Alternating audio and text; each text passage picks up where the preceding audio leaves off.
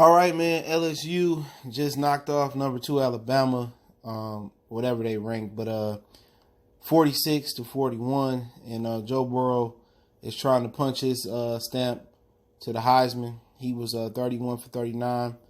He completed like 9 or 10 or some straight completions too.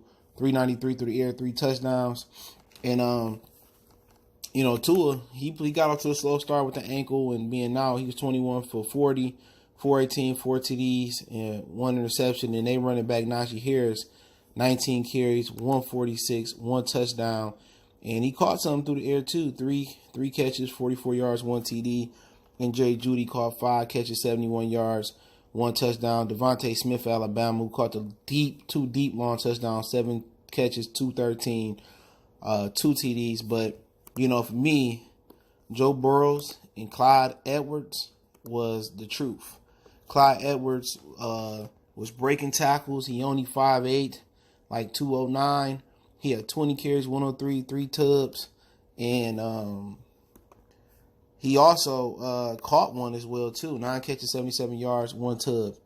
So, you know what? I didn't see this jump from Joe Burrows coming last year. He transferred from Ohio State to LSU. But obviously, he's a coach of a son. And they broke down the film. LSU brought some new offensive coaches in. And you know what? They did the damn thing. But coming into this game, LSU came off hot. They got a touchdown early, a field goal. And then, Alabama, with Tua, with the ankle, he just got off to a slow start. They was, missing throws. But eventually, eventually in the second half, the fourth quarter, they came alive. LSU put up 23 points in the second quarter. Now, Randy Moss's son, I think his name is Thaddeus Moss, he had the catch of the year. And he was out of bounds at first, but they said he got pushed out of bounds. So in the NFL, there's no force out rule. But in college, apparently there is. But if it wasn't for the fourth quarter, this game was going to be ugly. And in the second half, LSU only needed to mount 13 points. The second quarter was critical towards the end, where LSU had an explosion. Without that second quarter explosion, this ball game probably could have been run by Alabama, but Joe Burrows was just fantastic. Arms, legs, running for big runs. They got excellent play calling in LSU, and they outcoached Alabama, and LSU defense did the job. They had some lapses here and there, like 30-19, they let them get that, but they held up pretty good. But the adjustment Alabama made in the second half, they started riding Najee Harris. And once they found out LSU wasn't really willing to, commit 8-9 in the box, they wanted to go out there and guard Jerry Jeudy and Devontae Smith, and then they started hitting Najee out the backfield. I think they should have rolled Najee early, and that was the problem I think Steve Sarkisian made. He should have really ran the ball to let Tua, get used to that ankle and get his timing down pat. He was trying to throw too early with Tua. Early on, they had Tua on the move, testing that ankle. He wasn't the same. He made some good throws. He made some bad throws. But the bottom line is the offensive coordinator, should have ran the ball earlier in the game in play action and then spread it out and let Tua get his timing down pat. He was in a lot of controlled practices this week. And I really think that falls on coaching. They should have really ran the ball like they did in the second half early on, and then you wouldn't have that 23-point second quarter explosion. Then they would have been able to work it in, work Tua in. And then you see in the second half, once the running game got going, Tua got comfortable. So, in my opinion, I think the offensive coordinator lost this game for Alabama. He should have rolled Najee Harris earlier, but in hindsight, it's easy to say that. But in my opinion, that was the difference. The difference was they didn't commit. They got away from the run. They were spreading it out, trying to get it to their receivers. And LSU DBs, for the most part, was up to the challenge on most of the plays.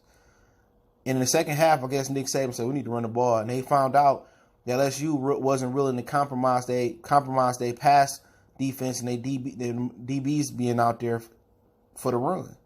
So they let Najee Harris run the ball. But it is different, though. When you up that many points, you'll give the run more than giving plays down the field.